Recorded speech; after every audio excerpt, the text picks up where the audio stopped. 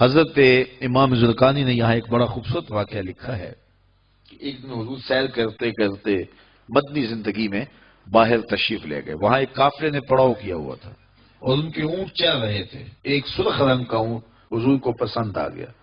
قافلے والوں سے پوچھا اس اونٹ کو بیچتے ہو؟ انہوں نے بیچنا تھا یا نہیں بیچنا تھا. حضور نے پوچھا تو کہا ہاں بیچتے ہیں. میرے شیخ کہتے ہیں میں دل ویچا میں جگر ویچا جے پیارا محمد آ جاوے نہیں میں اپنا سارا کر ویچا جے پیارا محمد آ جاوے. انہوں نے بیچنا تھا یا نہیں؟ کہا جی ہم بیچتے ہیں. اچھا کتنے کا بیچتے ہو؟ کہا جی اتنے کا. سودا طے ہو گیا. حضور نے فرمایا کہ میں کوئی تاجرانہ غرض سے تو آیا نہیں تھا کہ میں قیمت ساتھ لے کے آتا. میں تو سیر کرتا ادھر آ نکلا اور تمہارا اونٹ مجھے پسند آ گیا اور میں نے اس کا سودا کر لیا. ایسا کرو کہ اونٹ مجھے دے دو اور میں شہر جا کر کے اپنی اس کی اونٹ کی قیمت تمہیں بیچ دیتا ہوں. انہوں نے کہا میں منظور ہے. حضور نے اونٹ پکڑا اور چل دیے. اور جب حضور جا رہے تھے تو وہ حضور کو دیکھتے رہے اور جب آقا کریم نظروں سے اوجھل ہو گئے تو وہ دلوں پہ ہاتھ رکھ کے کھڑے ہو گئے. تھوڑی دیر کے بعد سکتے سے جب باہر آئے تو ایک دوسرے سے پوچھنے لگے یار یہ شخص جو اونٹ ادھار لے گیا اس کا پتہ پوچھا تھا کسی نے؟ جب کسی کو نقد سودا دیا جائے تو اس کا عطا پتہ پوچھنے کی ضرورت نہیں ہوتی. اور جب کسی کو ادھار دیں تو یا آپ اسے جانتے ہوں یا درمیان میں کوئی ضامن ہو یا کوئی چیز گروی رکھی جائے. اور کہا ایک شخص آیا تم نے اس کو اونٹ دے دیا اس کا پتہ بھی نہیں پوچھا, اس نے کوئی درمیان میں ضامن میں نہیں دیا, تم نے کوئی شے بھی گروی نہیں رکھی اس کی, تو یار تم سب کی عقل پہ پردہ آ گیا, اس کا پتہ تو پوچھ لیتے, قیمتی اونٹ لے گیا. ایک بولا یار جب وہ باتیں کرتا تھا منہ سے پھول جھڑتے تھے. اذا تکلم رؤیا کالنور یخرج من بین ثنایاہ, کہا میں تو اس منظر کو دیکھتا رہ گیا. دوسرا کہنے لگا یار جب وہ جو ہے وہ مسکراتا تھا سامنے والے پہاڑوں پہ عکس پڑتا تھا. اذا ضاحک یتلالع فی الجدر. تیسرا بولا یار میں تو اس کی آنکھیں ہی دیکھتا رہ گیا. کیا خوب سجن دیاں اکھیاں نے, کیا خوب سجن دیاں اکھیاں نے جویں پال کے سرائیاں رکھیاں نے. تو اجے میرا یار نے ڈٹھا جنوں ویکھ کے چند شرم آوے, ادھی راتی دن چڑھ جاوے جیو رخ تو نقاب اٹھاوے. تے جے او نکلے سیر کرن نو سارا گلشن سیس نواوے اتے دھرتی لف لف جاوے جے ہاتھ پھلاں وچ رکھدا ہاتھ پھلاں تو ود جاوے. نین نشیلے مست رسیلے وچ سونا کجل سہاوے, اکھ اگڑے تے انج پیا جاپے جویں میں خانہ کھل جاوے.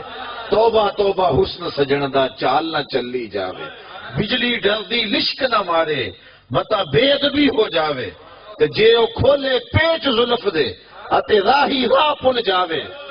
توبہ توبہ حسن سجن دا چال نہ چلی جاوے. علم خدا نے اینا دتا عقلاں وچ نہ آوے, عقل خدا نے اینی دتی علماں وچ نہ آوے. کی اعجاز نظر وچ او دی جو آوے وک جاوے. خلق او دے نے مولئی دنیا کوئی ورلائی جان بچاوے. آزم ایڈا سونا ماہی سانو کدھرے نظر نہ آوے. انہوں نے کہا جو بھی ہوا تم اس کے حسن میں کھو گئے اور وہ قیمتی اونٹ اپنے حسن کا جادو جگا کے تم سے ہتھیا کے لے گیا. امام زرقانی لکھتے ہیں جب انہوں نے یہ کہا نا کہ قیمتی اونٹ ہتھیا کے لے گیا تو اب تک خاموش بیٹھی خیمے کے پردے کی اوٹ میں بیٹھی قافلے کے سردار کی بیوی نے خیمے کا پردہ سرکایا اور ان سے مخاطب ہو کے بولی انا ضامنۃ لسامان جمالکم لا یغدر بکم. خبردار اس کے خلاف کوئی بات کی تو اگر وہ قیمت نہ دینے آیا تو مجھ سے لے لینا, میں اس کی ضامنہ ہوں. انہوں نے کہا اچھا اچھا تو اسے جانتی ہے؟ کہا واللہ میں بھی نہیں جانتی. تو کہا پھر ضمانت کیسے دے رہی ہے؟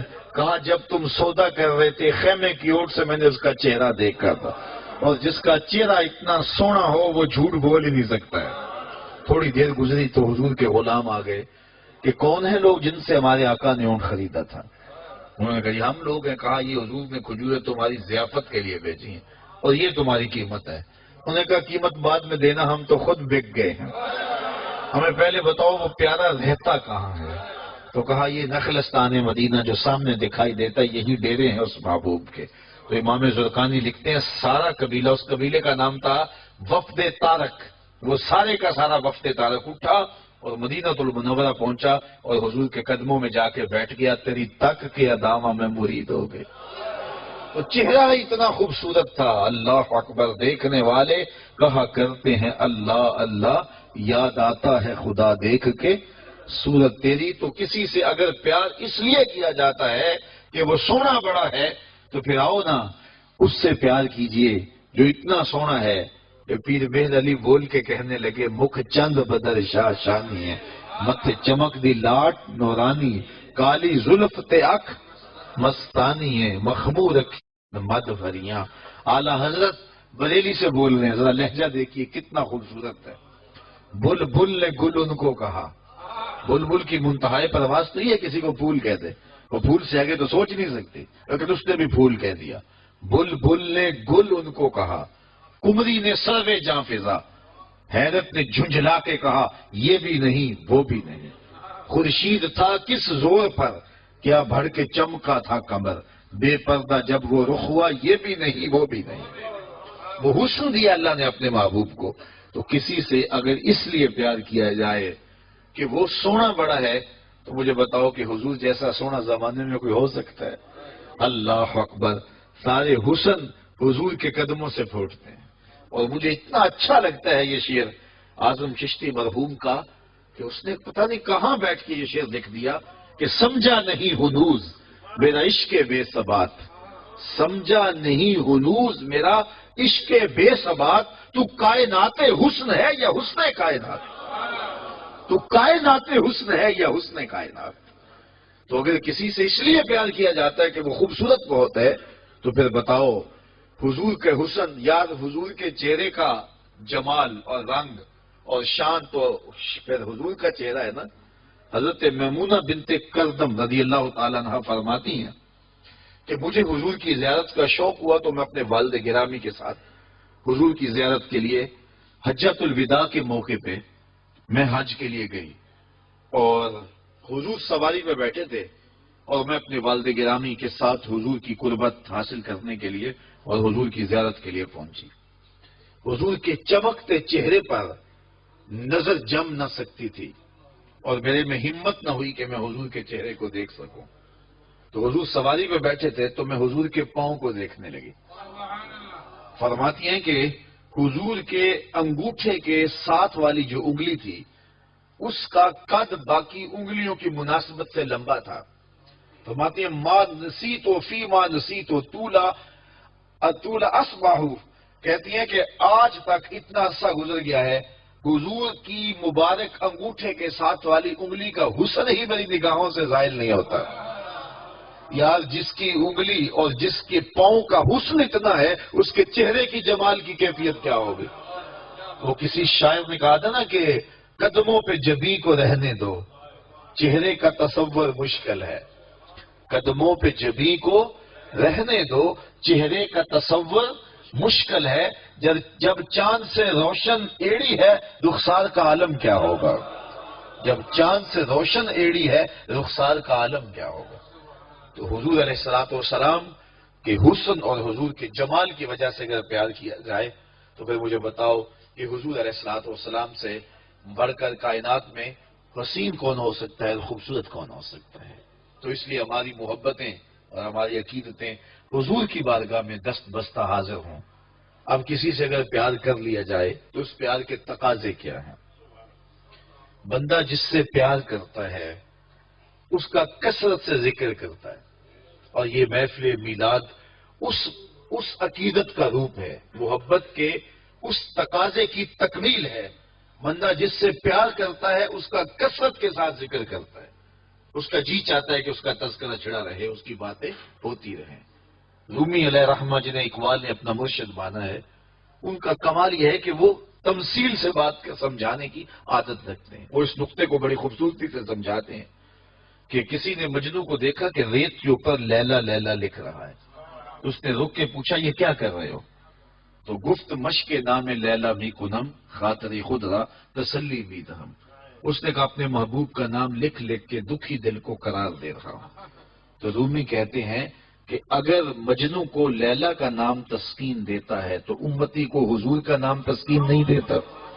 اور میں تو کہا کرتا ہوں میں خانہ سہارا دیتا ہے نہ جام سہارا دیتا ہے، ہم کو تو مدینے والے کا ایک نام سہارا دیتا ہے۔ ٹھنڈ پڑ جاتی ہے سینے میں جب کسی کے لبوں پہ اس مبارک نام کا چراغاں ہوتا ہے، تو جس سے پیار کیا جاتا ہے اس کا کثرت سے ذکر کیا جاتا ہے۔ میاں صاحب نے بھی اپنے انداز میں کہا ہے نا، جو کسی دا عاشق ہوئے تے گل اسے دی کرتا، 100 مکر بہانے کر کے مرنے اس نے مرتا۔ جب محبت کسی سے ہو تو پھر اس کا تذکرہ کسی نہ کسی بہانے چڑھا جاتا ہے۔ یہ نہیں ہو سکتا کہ طبیعت اچاٹ ہو جائے کہ یہ بات چھوڑو بھی نا۔ میں مختلف جگہوں پہ جاتا ہوں تو بعض لوگ پرچیاں دیتے ہیں جناب میلاد النبی کے ثبوت کے حوالے سے بھی کوئی بات کیجیے، تو میں کہتا ہوں کہ دلائل کی زبان میں ہمارے علماء بات کرتے ہیں اور کمال کر دیتے ہیں، لیکن میں کہا کرتا ہوں اپنے سادے لہجے میں، کیا حضور کے ذکر کے لیے بھی دلیل کی ضرورت ہے؟ کبھی ایسا ہوا ہے کہ پھولوں کا تذکرہ چڑھا ہو اور بلبل کہے کہاں لکھا ہے؟ بات شمع کی ہو رہی ہے اور پروانہ دلیلیں ڈھونڈ رہا ہو، اور یہ بھی ممکن نہیں ہے کہ بات سرکار مدینہ کی ہو رہی ہو اور امتی کو کسی دلیل کی ضرورت ہو۔ محب کے لیے اس سے بڑا سرمایہ کوئی نہیں کہ کوئی اس کے محبوب کا ذکر چھیڑ دے۔ تو محبت کا تقاضا ہے بندہ جس سے پیار کرے اس کا کثرت سے ذکر کرے۔ دوسرا تقاضا یہ ہے بندہ جس سے محبت کرتا ہے اس کا نہ عیب سن سکتا ہے نہ اس کا عیب دیکھ سکتا ہے۔ حبو کا شیع یومی و یسم، بندہ جس سے محبت کرتا ہے اس کی محبت میں بہرا بھی ہوتا ہے، اندھا بھی ہوتا ہے۔ اس کی محبت میں جو ہے وہ نہ اس کا عیب بیان کر سکتا ہے، نہ اس کا عیب سن سکتا ہے، نہ اس کو اس کا عیب دکھائی دیتا ہے۔ جہاں محبت پیدا ہو وہاں عیب نظر نہیں آتے، وہاں کمال نظر آتے، عیب ہوں بھی تو نظر نہیں آتے۔ رومی علیہ رحمہ فرماتے ہیں، وہ اس کو بھی ایک تمثیل سے سمجھایا کہ بادشاہ وقت نے لیلا کو دربار میں بلا لیا اور کہا کہ تیرے حسن کا بڑا شعلہ ہے، تو نے ایک شہزادے کو حواس باختہ کر کے رکھ دیا، اور حتیٰ کہ اس کا تشخص اور نام بھی بھول گیا۔ نام تو اس کا کیس تھا نا، لیکن دنیا مجنون کے نام سے جانتی ہے۔ وہ کسی نے کہا تھا تیری محفل میں آ کے بدنام ہوئے، نگاہ زمانہ میں بے نام ہوئے، تو نے وعدہ کیا تھا بچھڑیں گے نہ ہم، تیرے ہی ہاتھوں سے نیلام ہوئے۔ تشخص تک مٹ گیا، نام تک مٹ گیا۔ کہا تیری آنکھوں میں کون سا جادو ہے کہ تو نے ایک شہزادے کو حواس باختہ کر دیا؟ مجھے تو تیرے میں کوئی کمال نظر نہیں آیا، تیرے سے زیادہ میری لوڈیاں خوبصورت ہے۔ گفت لیلا را خلیفہ کاں توئی، کس تو مجنو شد پریشان و غوی، از دیگر خوباں تو افزون نیستی، گفت خامش چوں تو مجنو نیستی۔ بادشاہ نے بلا کر کے لیلا کو کہا کہ کون سا جادو ہے تیری آنکھوں میں؟ تیرے سے تو زیادہ میری لونڈیاں حسین ہے، مجھے تو کوئی کمال نظر نہیں آ رہا۔ تو لیلا نے 2 لفظی جواب دیا، گفت خامش، کہا بادشاہ چپ کر جا، چوں تو مجنو نیستی، تو کوئی مجنو تو نہیں نا۔ دیدائے مجنو اگر بودے تولا، از تو عالم بے خطر بودے تولا، تیری آنکھ مجنو والی ہوتی پھر تو مجھے دیکھتا۔ تو ہوش دارو لیک مجنو بے خودست، در طریقے عشق بیداری بدست، تو ہوش والا ہے اور مجنو ہوش کو چھٹی دے کے آیا ہے، اور اس کوچے میں ہوش کی پونجی چلتی نہیں ہے۔ تو رومی کہتے ہیں کہ اگر لیلا کو دیکھنا ہے تو مجنو کی آنکھ چاہیے، اور مصطفیٰ کریم کو دیکھنا ہے تو ابو بکر کی آنکھ چاہیے۔ اگر وہ نگاہ ہوگی تو کبھی ہو ہی نہیں سکتا کہ کوئی عیب دکھائی دے، اور یہ تو ذات وہ ہے جہاں عیب ہے ہی نہیں۔ محبوب میں تو عیب ہو بھی تو نظر، اور یہ وہ ذات ہے خلقت مبرئا من کل عیب، یہاں تو عیب نام کی چیز ہی کوئی نہیں، بلکہ میرے امام بولے وہ کمال حسن حضور ہے کہ گمان نقص جہاں نہیں۔ نقص تو بڑی دور کی بات ہے، یہاں نقص کا گمان بھی نہیں ہے۔ یہی پھول خار سے دور ہے، یہی شمع ہے کہ دھواں نہیں۔ ہر پھول کے ساتھ کانٹا ضرور ہوتا ہے اور ہر شمع کے ساتھ دھواں ضرور ہوتا ہے، لیکن حسن رسول وہ پھول ہے جس کے ساتھ کانٹا نہیں ہے، اور وہ شمع ہے جس کے ساتھ دھواں نہیں ہے۔ تو جہاں محبت پیدا ہوتی ہے وہاں عیب ہو بھی تو دکھائی نہیں دیتا، اور جو میرے اور آپ کے آقا و مولا ہیں وہ تو ہیں ہی سراپا کمال۔ اللہ اکبر، ہمیں اس پہ ناز کرنا چاہیے کہ ہمیں حضور عطا کیے گئے۔ خدا کی قسم حضور کی ذات وہ ذات ہے، میں نے کتب میں پڑھا ہے 12 نبیوں نے آرزو کی ہے کاش ہم حضور کی امت سے ہوتے، نبیوں نے تمنائیں کی ہیں، آرزو نہیں۔